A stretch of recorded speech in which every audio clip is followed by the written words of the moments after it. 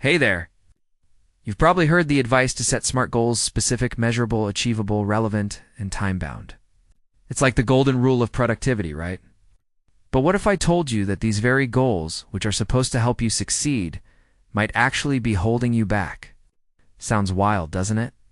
Well, in today's video, we're going to unpack why SMART goals might not be the key to unlocking your potential, and how rethinking your goal-setting approach could actually help you achieve more without the stress. Let's dive in. So, let's start with a quick refresher on what SMART goals actually are. SMART stands for specific, measurable, achievable, relevant, and time-bound. The idea is pretty simple. By making your goals clear and actionable, you're more likely to stay focused and reach them. For example, instead of saying, "I want to lose weight," a SMART goal would be something like, "I want to lose 10 pounds in 3 months by working out 4 times a week and eating healthier." It's specific, measurable, and has a set time frame. Sounds great, right?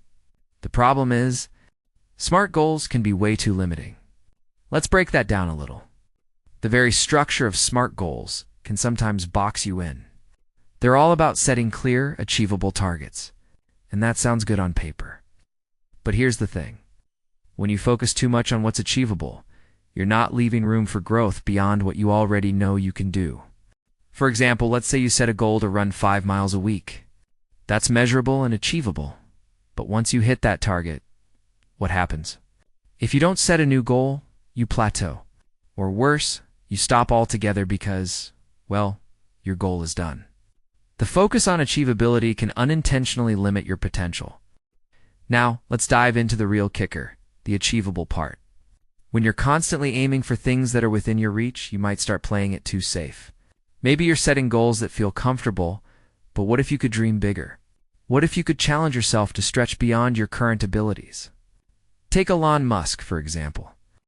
The guy's goal wasn't build an electric car or create a space company, it was colonize Mars. That's the opposite of achievable. It's downright audacious. But think about it. That kind of thinking forces innovation. It pushes boundaries, and it gets people talking.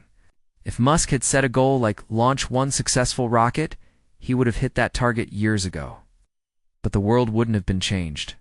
So why are we limiting ourselves by always setting achievable goals? Don't get me wrong, there's value in hitting a goal that's within your reach. But imagine the growth that comes when you push beyond your comfort zone. The truth is, growth rarely happens when things are easy. It happens when you challenge yourself and stretch the limits of what you thought was possible. Now, let's talk about the time-bound aspect of SMART goals. Having a deadline can be motivating, right? It gives you something to work towards, keeps you accountable. But here's the catch. Sometimes it can make you rush just to hit that deadline, which leads to poor quality work, stress, and burnout. For example, let's say you've set a goal to write a book in 6 months. That's time-bound, but is it realistic? What if you're not ready to finish in that time frame? What if your ideas need more time to develop? Rushing through it just to meet a deadline can make you miss important creative moments or even burn you out. Instead of focusing solely on the time, it might be more helpful to focus on your progress and the process. Timelines shouldn't force you into a box. They should guide your work, not rush it. Another problem with SMART goals is that they often focus only on measurable, short-term outcomes. That's fine if you're looking to accomplish something specific, but it can miss the bigger picture, your overall personal growth. You might achieve your goal, but does it leave you feeling fulfilled? Did it help you develop valuable skills or enhance your quality of life? Let's say your goal is to lose 10 pounds in 3 months, and you achieve it. But what if you don't learn anything about healthy eating? Or you end up relying on fad diets or extreme workout routines? You might have hit your target, but you missed the personal development part of the journey. Instead, imagine if you focused on a goal like become a healthier, more balanced individual, rather than simply focusing on weight loss. This would allow you to grow mentally, physically, and emotionally, not just hit a specific number. Here's another downside of SMART goals. They can give you the illusion of control. When you set a goal like, "I want to increase my sales by 20% in 6 months," it sounds like you have everything under control. But life is unpredictable, right? External factors like the economy, A competitor's strategy or a personal setback can derail even the best laid plans. That's where flexibility comes in. Instead of rigid goals, try focusing on what you can control, like developing new skills or building relationships. Flexibility allows you to adapt when life doesn't go according to plan. Plus, it reduces the pressure that comes with trying to force a set outcome. So what's the solution? How can we set goals that actually help us grow without feeling boxed in? One way is by embracing flexible, value-driven goals.